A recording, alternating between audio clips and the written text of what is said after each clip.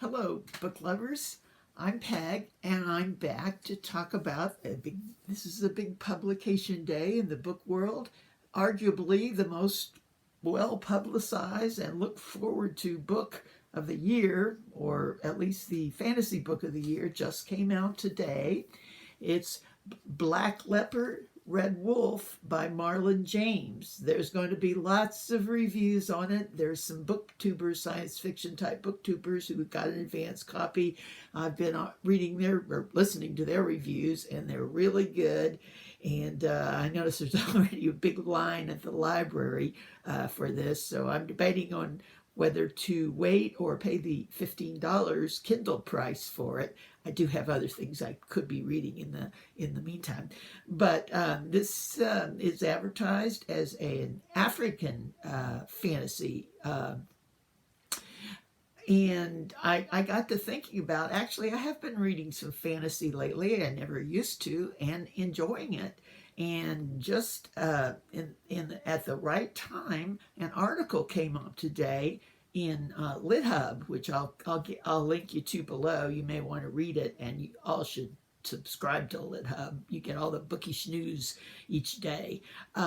Anyway, about what the difference is, or how something can be both a fantasy and a literary novel, something I've kind of wondered about. So I'll get to that in a minute. Let me just first say that I fully expect this book to be as good as advertised.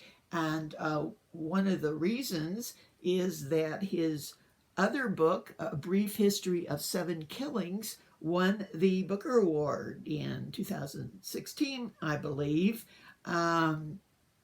He is from Jamaica, and this story was an interesting, actually, I guess almost you would say historical novel based on Bob Marley and his assassination in Jamaica. And it was fantastic the way it was done. It was done in, I guess you would say, an innovative style. It covered different people and different places rather than just stay with the story itself. If you haven't read it, I definitely say you should give this one a try. I would really like to read it again, either before or after I read the new one. So anyway, let's get to the talk about how fiction can be both fantasy and literary. And as I said, I've linked the article below, and some of the thoughts are coming from there and some of my own thoughts on this. But I think I'm actually able to understand somewhat of how they can both be in the same book. One of the they gave in the article, she gives a list of descriptions of literary things that you would find in fantasy fiction. And one of the first one is the writing quality. And she mentions the prioritization of the craft, even at the sentence level. It just is plain good writing. I think this is the kind of thing that Sean, the book maniac, might be able to pick out if we gave him a page 112 tag. He would be able to tell if it was literary or not. He kind of talks about whether he likes it or not, but I've figured out I think it's the more literary type of writing that he does like. So I might test him on this one. Be interesting. Okay, another quality that a fantasy that is also a literary novel would have would be a complex thematic structure. We don't talk about themes as much anymore. Remember in high school, you'd have to tell what the theme of a story was, and usually you could use one or two words. But complex themes are more, I would say, would be here, and they're not easy to say in one word or other, and they're layered. And if you read enough books, you know what a complex theme would be. It's about a lot of different things. Also, a literary fantasy would play with the reader's expectations and fantasy tropes. Now, we do talk about tropes a lot now here on BookTube, and I think you know what they are. Usually you say, oh, the same old tropes. But this indicates that they might be the same old tropes, but they're done in a different way and surprise you in the way they're done here. Another trait of literary fantasy might have is the focus on characterization, and not just the outside characterization, but the interiority of the person. If you'll think about it, some books, you might know how a person looks, but you don't really understand what's going on inside of them, especially more non-literary types. So I think this is a good way. If you finish it, do you feel like you know the character from the inside also?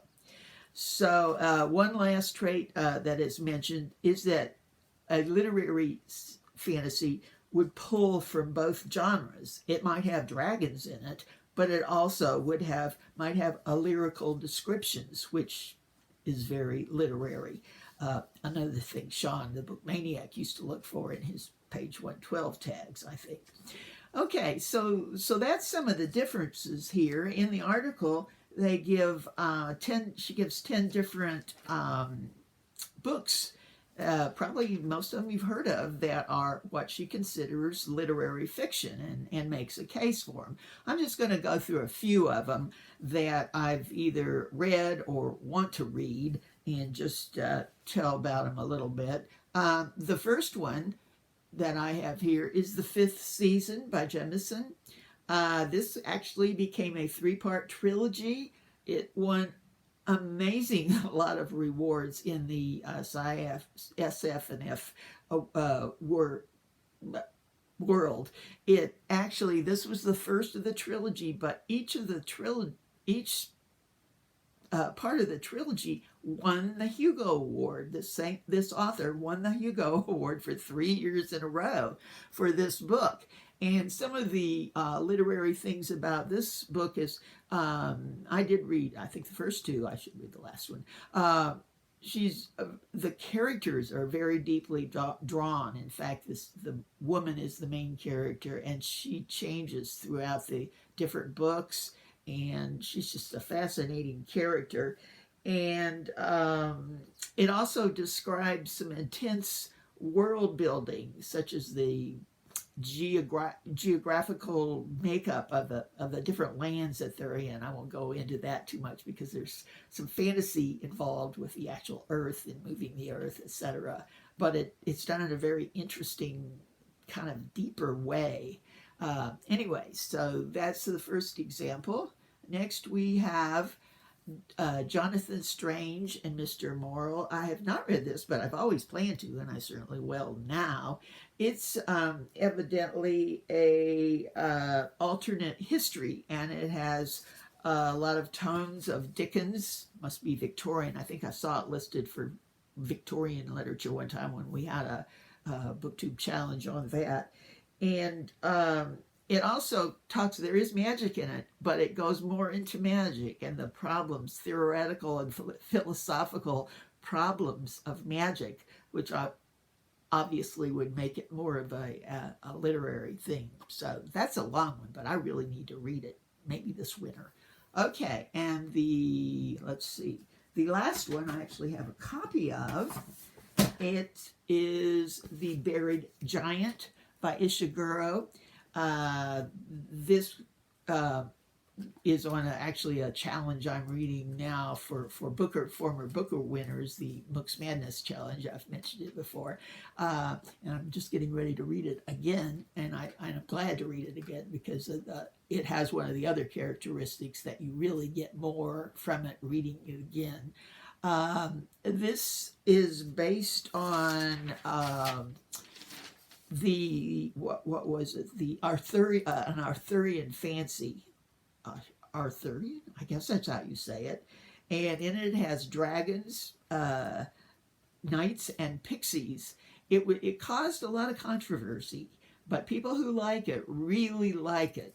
And actually, coming from Ishiguro, who won both the Booker Prize and the Nobel Prize, I think it speaks for itself that it was a literary.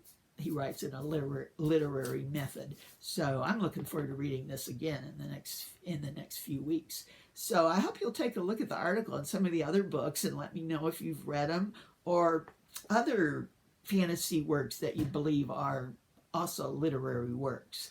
So I'm thinking I should buy that new one that just came out today in Kindle and start reading it. What do you guys think? Okay, bye.